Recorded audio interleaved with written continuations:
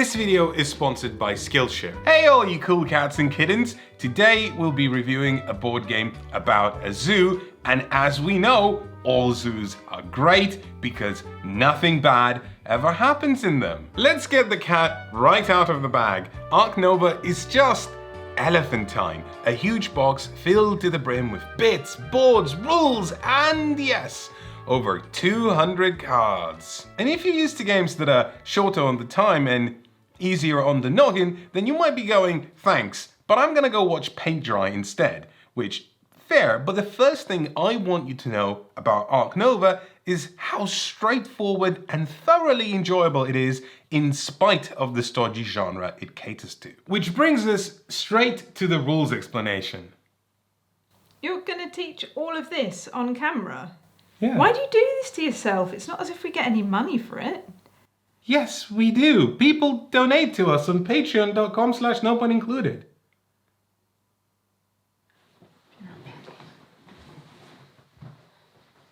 Where are you going? I just have to buy a lot of stuff. Here's the thing, I don't need to teach you, as Elaine put it, all of that, because grasping what happens in Ark Nova is fairly intuitive just by understanding the general concepts. As we mentioned, in Ark Nova, you'll be building a zoo, which naturally leads to the question the whole world's been asking: how do you win at zoo? The objective in Ark Nova, like in many games, is to have the most victory points.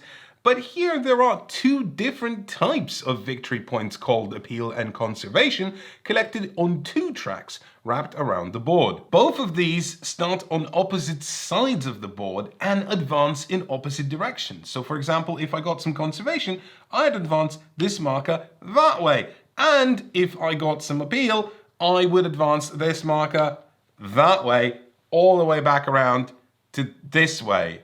You get it. When one player reaches a point where both of the markers intersect, that triggers the end of the game. Folks get an extra turn, and then whoever has the biggest gap between their surpassing markers wins. Which then begs the question, how do you get conservation points and appeal? That's right, just like in real life, it's the animals that give you victory points, and in return, we give the animals treats. Talking of treats, what a delight this deck is, positively rammed with every fauna conceivable, and some that I'm pretty sure are fictional, because there's no way that this thing exists in the real world. From donkeys to monkeys, from stoats to goats, there's the Nile crocodile, there's the Australian pelican, and a coati that's American, that's a moose, and that thing looks like a goose, a pack of kangaroos, and a lonely marabou. Of course there are lizards, birds that have gizzards, and full-on animal wizards. And I have run out of rhyme. Porcupine? And each comes furnished with at least some appeal, and some of the complex animals might even have conservation points. Right, so all we need is animals then. Well, not so fast. If you get an ostrich, you can't just put it in a kiosk and tell it to sell brochures. You need enclosures, and for that, we turn to board gamers' favorite Russian invention, Tetris. Although in this case, it's hexagonal Tetris. Each player gets a zoo board upon which they'll place enclosures of varying sizes. When they play an animal card to their tableau, they'll need to make sure that they have an empty enclosure that at least meets or even exceeds the size requirement for it, and in some cases is adjacent to nice scenic views like rocks or bodies of water, or as we call them in England, quarries or rubbish ponds. And yet, for some animals that isn't enough, which is where we enter the mode I like to call Zoo Tinder. Listed on the left are additional requirements you'll need to meet to ensure your desired critter swipes right. For example, if you wanted to woo this alpine ibex, you wouldn't have to work very hard. All it wants is an enclosure of size 2 adjacent to 2 lots of rocks, and if we really torture this analogy, dating can get expensive, so you need to spend some money. If you meet those requirements, you get to put it into your zoo. In return, it will provide you with some appeal points, a potential unique ability, and some tags. In this case, herbivore and Europe, which you can then use to fulfill further requirements in the future. Whereas this king vulture has an additional requirement of you having at least 3 other different bird tags in your zoo already present. Why does it need other birds? Honestly, I don't think we'll ever know. But this fella looks a bit theatrical, so I like to imagine that it puts on plays and needs an audience. You know, like Shakespeare, but from Stratford upon Avon. Other animals want things like partner zoos, research tags, and even upgraded cards, which all sounds like a list of tangly nebulous things, and they absolutely are, but they all interconnect via this final big mechanism. What do we want? More cards. How many do we want? Exactly 5 more. Dug in the trenches at the bottom of your zoo board are card slots numbered 1 through 5, and each one of them houses exactly one of these. These action cards do just that, let you perform actions, whether it's building a new enclosure, drawing more cards, playing animals, playing sponsors, which is a card type we haven't yet mentioned, or doing one or more hodgepodge ancillary things that have been arbitrarily grouped into a single card because they didn't have any other way to make them all seem cohesive. These cards will let you do that. Each turn, you will simply choose a card and execute the action or actions on it. But the strength of that action depends entirely on which slot the card is in. So let's say, for example, I want to do build. Well, my build card is in slot 3, which means it's strength 3, which means I can only build an enclosure of size 3 or fewer. But after I have performed that action, the build card will move into slot number 1, nudging all the other ones forward. This was a clever mechanism in Civilization A New Dawn and is equally, or perhaps even more, clever here. Not least because it made every single board game reviewer in the world go, why aren't more games using this mechanism? Good question, but we only answer questions after the rules explanation is done. Which is now. There's a few things I missed out, like the break track, income, conservation projects, strength tokens, assistance, kiosks, pavilions, petting zoos, conservation bonuses, snapping, endgame scoring cards, research, reputation, and the fact that Ark Nova is obviously a pun on Ark Nova, the Romanian DJ who is also the founder of the Funky Nation project, which is something I found out when I googled the words Ark Nova. But instead of teaching you the rules, I'd rather teach you about life. And the thing you need to know about it is that it's a continuous race for survival. What you want in it is appeal so that people like you, and conservation so that you pickle yourself better. And when those two finally meet, well, that's the end. Naturally, we all want to get there first. Ark Nova is undeniably a race. Many games are, but what makes it fun is that you get to dabble along the way. It's full of wonderful little distractions and goals that you sort of fudge into existence. You might start the game with a northern giraffe in your hand, which itself is nice because it provides you with a lot of appeal, but you also have a sponsorship, which gives you money every time you play a herbivore card, which is good because you never have enough money anyway. Comically, the sponsorship is for elephants, but since all it checks is whether your animals have the herbivore tag, you get a lovely mental image of painting your giraffe grey, giving it some floppy ears, and voila, you're swimming in sponsor money. That means we want more herbivores, and look, we drew the koala. But to play the koala, we first need a card with the Australia tag. Thankfully, we have the Australian sea lion in our hand, and we could play that. But first, we would need a partnership with an Australian university. Now, to get that, we would need to bump our association card all the way to slot 3, which means we would have to spend 2 turns doing something else. But then eventually we get there and we play the association card, and then we realize that actually we don't need the Australian sea lion, because if we get the Australian partnership with the zoo, then we automatically have the Australia tag and can just play the koala. But we want to play the sea lion because it has the sunbathing ability, which lets us sell cards that we have in our hand that we don't want. But to play the sunbathing ability, we need to have more cards in our hand that we do not want. So we need to take the cards action. And when we take the cards action, we draw some cards and we could just sell those. But then we realize that actually it has the common agama, which you would like to play as well. Because on and on your brain drifts on endless tangents and diversions, which Ark Nova was designed specifically to evoke. Each action has clauses, ifs and buts that pull in different directions, and at all times you feel like you could be just a little bit more efficient. And since this is a race towards the finish line, just a little bit more efficient could be the difference between winning and losing, which accommodates this card strength mechanism perfectly. In an ideal world, you would always take whichever action is in slot 5, because it's the strongest, and be maximum efficient. Thankfully, it's exactly those diversions that make you want to pivot and squeeze the right opportunity in between the cards. And yet, Ark Nova never runs away with itself. Everything feels interesting and tantalizing, but there's never so much of it that it ever becomes too wonky or too loose. For example, each of the action cards can be upgraded, making their effects even more powerful. But unlike Civilization: A New Dawn, each card can only be upgraded once. And you can never upgrade all of these cards, so choosing what you want to empower becomes even more meaningful, because certain animals or sponsors might have an upgraded action card as a prerequisite to be played. You get this, I want that, but also that, and that, and that, and that, and that feeling, and you know you can't have everything, but you want to, which makes Ark Nova feel generous with possibilities, yet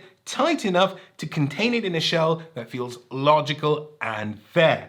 Games that achieve that are a rare treat. Mostly I'm just glad, because once every couple of years there's one of these games that everyone loses their mind about, and I feel most of the time like they're fine, but don't really have the design rigidity I'm looking for in games, and then I make a review and then everyone starts saying that I hate board games. So finally, there's one of these games that really captured the zeitgeist that I can finally proclaim that is...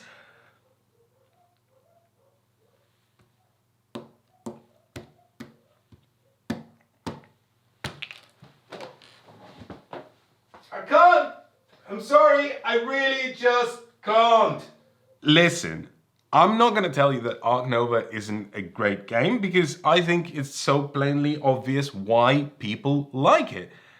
And I also like it. I think it's very good, but there's just too many cards. I'm sorry, there's too many cards. First of all, no game needs this. Second, I think the size of that deck actively hurts it. In fact, I'd argue that Ark Nova is great in spite of the size of this deck, not because of it, and kudos to first-time designer, I'm gonna go with Matthias Wiki. Making something like this feel cohesive is an enormous achievement. I hope I don't sound condescending here, because I do sincerely think that most established designers would not have the chops to pull this off. So in terms of the game outside of that deck, I think it's lovely.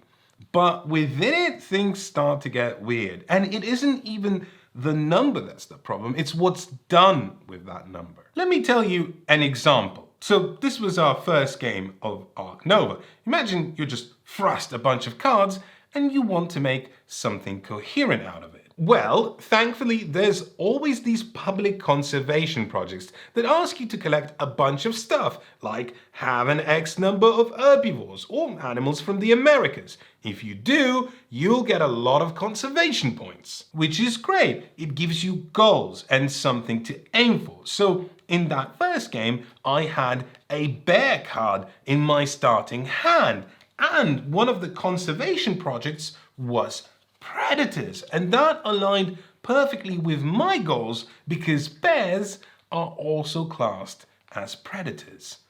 Rawr. Problem is, to play this bear, I already had to have had another bear in play, and I thought, nay bother, I'll probably find another bear and that will once again empower my predator collection. Guess if I found another bear card in that entire first game that we played? Trick question, I did. I found 2 bear cards, one of them also having the requirement of having another bear in play, and the other needing a partner zoo for a continent I could no longer get because by then it was too long in the game and I already filled my quota of 4 partner zoos, and none of these were the ones that I needed.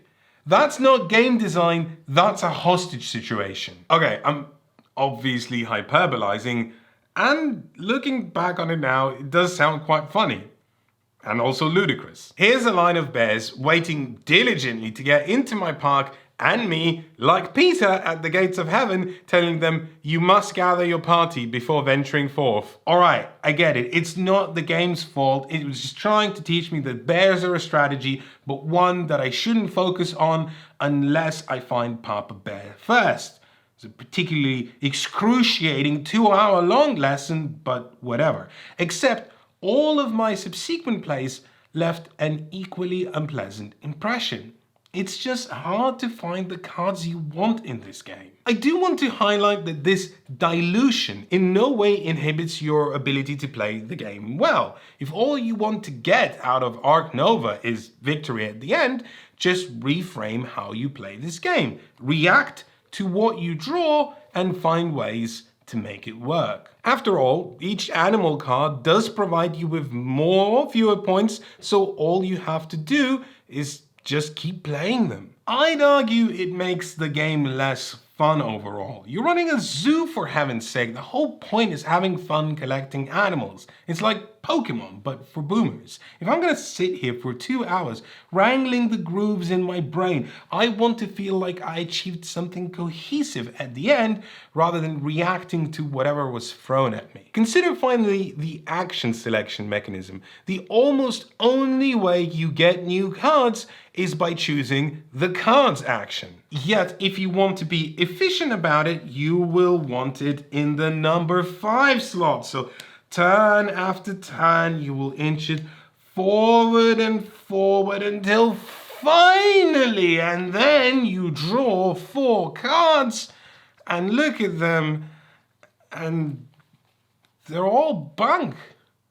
That's miserable. I don't particularly like the effects on these cards either. I think they're very cleverly designed and they accommodate the game well, but I found myself very rarely to be excited by them. I mentioned sunbathing earlier, and it's a really cool ability because it works within the constriction of the game. See, what I did there was I said constriction when talking about effects, when constriction is also an effect, which is only funny if you already played this game.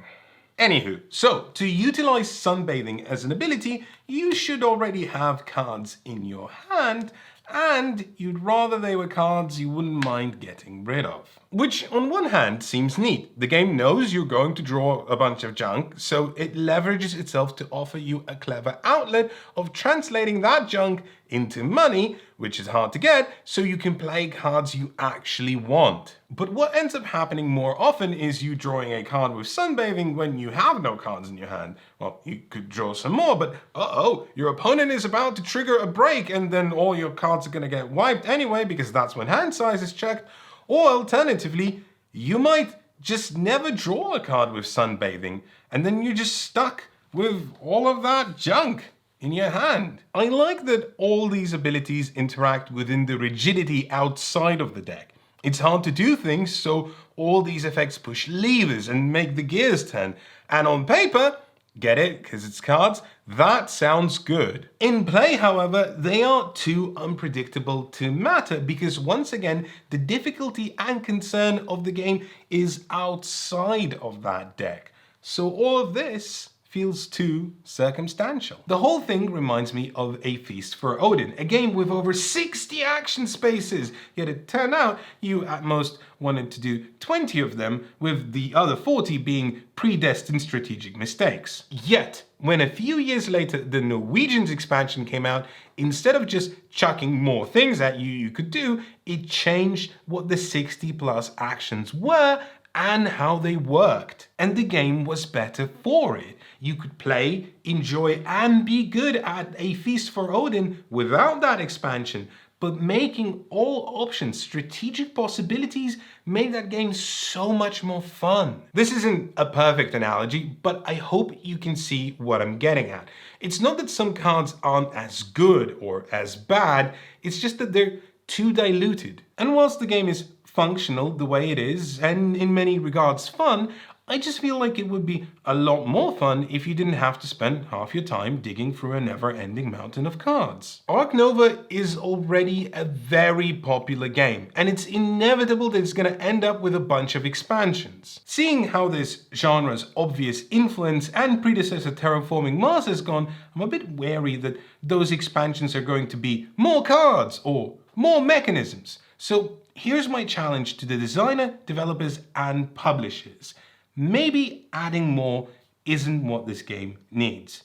Maybe retool this deck instead. This, by now, is being played by tens of thousands of people across the world, many of whom are very enthusiastic.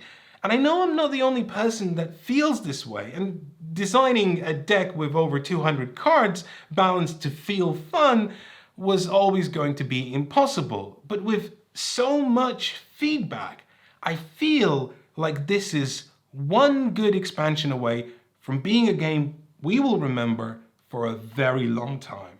This video is sponsored by Skillshare, the best community on the web to go and learn something. Skillshare is your gateway to discovering something new in your life. It's great for brushing up a particular skill like photography or cooking or interior design. And it's also a great place to just browse and maybe find something that inspires you. Here's a hypothetical situation. Let's say you're designing or maybe even publishing a board game with over 200 cards in it. Well, that sort of thing would need a lot of artwork because otherwise you would have to use stock footage. And that would look tacky and nobody would want that. On Skillshare, I found a class called Mastering Illustration, Sketching, Inking, and Color Essentials by Josiah Brooks that took me step by step from doodle to better doodle to colorful illustration. It also explained what kind of tools I need and how I prepare myself. And most importantly, I found it approachable despite my previous artistic ability, which can be summed up by this. I think there's at least one person watching this video who would find that sort of class very useful. If you'd like to try Skillshare, I have some great news for you. You can do it for free. The first 1,000 of you to click the link in the description will get a 1-month free trial of Skillshare. That's just a great deal because I think Skillshare is great and you can find that out for yourself without any cost. And that's it. We don't really have a credit sequence this video. I'm very sorry. We had to cut the credit sequence because we had this whole sketch that we had to cut, and I don't really want to get into it to explain it, but because of that, the credit sequence didn't work, so we also had to cut that, so there's just no credits, and I'm really sorry. I don't know what to do about that. Basically, I think to ensure that this never happens in the future, I have to make some sort of solemn promise right now that we will always be diligent, and if we have a sketch that involves a credit sequence, we will never cut that sketch no matter how bad that sketch is. Let's say hypothetically that sketch was about me designing a board game that involved fingers, and we bought props for it, such as actual plastic fingers, and there was this whole joke about me in the credit sequence where I sit down and like prototype a board and move those fingers about and then have various cards, like, for example, the middle finger. And then somewhere through the development process of the video, I would realize that maybe this isn't the best thing to include in the video, and it isn't actually as funny as I think it is, then at that point, I would not cut that joke, because I made a promise to you right now that in fact it would stay in, even though I think it would be a really, really, really, really bad idea. So instead of that this time, maybe you could do us a favor by watching all our other videos. That would be good. If you don't want to do that, you can just subscribe. We really, really, really could do with you subscribing. I know everyone says that, but it just really helps. We're not a big channel. We could do with some growth. So by clicking a button, you genuinely help us out. So that would be really good. And if you really like us, you can always donate to us on patreon.com/no pun included. Your financial support is what keeps this channel going. And also, you would be in the credit sequence, but not this time because we had to cut it. And that's it. That's the end of the video. There are no more surprises or surprise animals. Ah!